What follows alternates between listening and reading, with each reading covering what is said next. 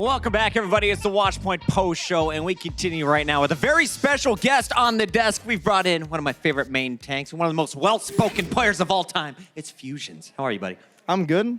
You're doing good. Your mic's working. Good. We're going to get that up for you. Let's talk a little bit about your matchup against Houston today, because on paper, a lot of people thought this was going to be a very close match, but the Houston Outlaws now seem to be heating up. They walk away with the 4-0 victory.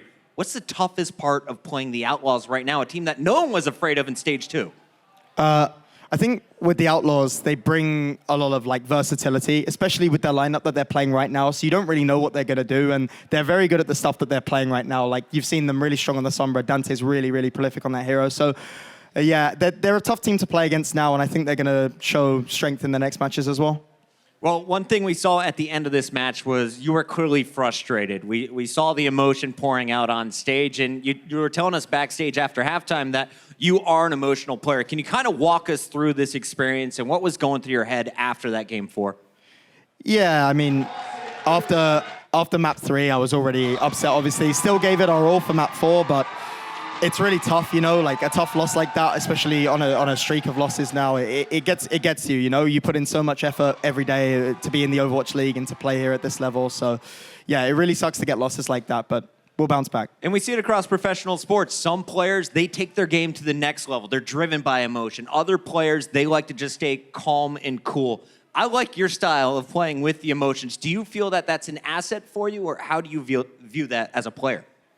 I think it's a good thing to be emotionally involved, just because if you're emotionally involved, you're always going to give the energy at the right moments. You know, the important games, you know when to be nervous, you know when to be excited, and it is an asset to have as a player. Obviously, to an extent, you don't want to be like raging, you know, all the time, but I think it's an asset for sure.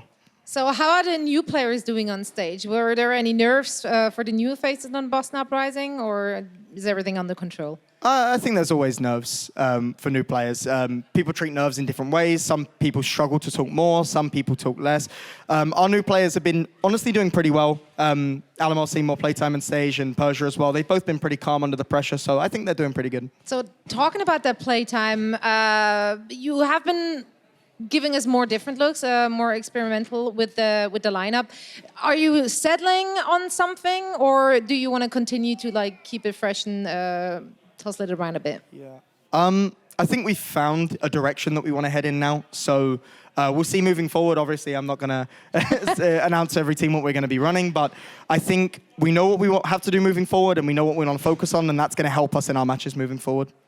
I was taking a look at a recent interview that we had with you and Malik, and you were talking about how you kind of developed your comms style. You're a very vocal leader, and you said that you were watching and listening to some comms of other main tanks in Europe at the time, people that you really looked up to, and you tried to be the best part of all of those players. Who were some of those inspirations that you were looking up to as you were rising and becoming the main tank that you are at the moment? Obviously, I always looked up to a lot of the AL main tanks at the time, especially people like Gesture, who were so good in AL. But the people that I actually listened to and saw in scrims and listened to the comms of was actually Tonic and Malsaza. Tonic's known for Russia at the World Cup, and Malsaza obviously was on Samsung recently. He's a very well-known player, especially if you watch EU Overwatch. So those guys, I listened to their comms, I saw them play, and I learned a lot from them too. And they really gave me a big confidence boost, because I saw that the stuff that they were doing was not stuff that I couldn't do. So I took that into my gameplay, and I made it better, and I became a better player because of it. So I want to jump back a little bit to the World Cup, right? So a little birdie told me that when the scrum was going, right, you're a vocal player. That's no secret, right? But apparently, Team USA could hear your comms during your scrims, right? And apparently it was the case that the only reason that Team USA was beating you guys in the scrims at the time was because they were listening to you and hearing you. Is there any truth to this, or? I don't even remember scrimming Team USA. Okay, all right, well, there you go. I do remember that Team Canada were right next to us, and we scrimmed them quite a lot, and I remember they could hear me very clearly, because I remember seeing XQC in the booth next to me and hearing them talking about me, why is this guy so loud, dude? They could just hear me. I could hear them over the wall talking about me. It was great. XQC quote right there. Classic. What was it like then for you walking up on that main stage in an arena full of people as well, cheering for you and playing for your country as well? Walking up on the stage and going up against Team USA as well in our home turf. Yeah, World Cup was crazy. Like the crowd was insane, and that was like my first taste at like big stage. So for me, it was like really, really intense. It brought a lot of nerves, but also I was really excited, and I think that brought more to my play. Like you could see the sort of emotion. Like I was really driving forward in those games, and like Team UK, the guys on that team do such a good job of motivating you as well. Like Cruz, like the people that give you that energy as well. So it was a really, really great experience. You fired up the whole country. You fired up all of UK esports. They needed to win, and you gave them some of the big ones in the early rounds of those playoffs.